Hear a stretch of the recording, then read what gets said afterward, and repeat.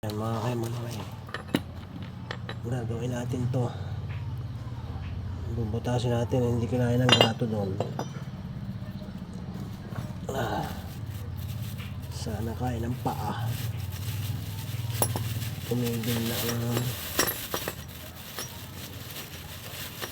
drill doon sa pinag-anuhan sa welding lang.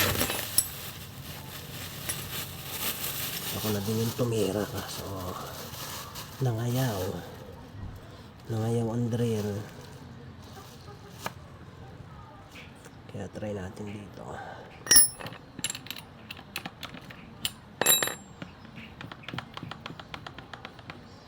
Malakas-lakas ng drill na to.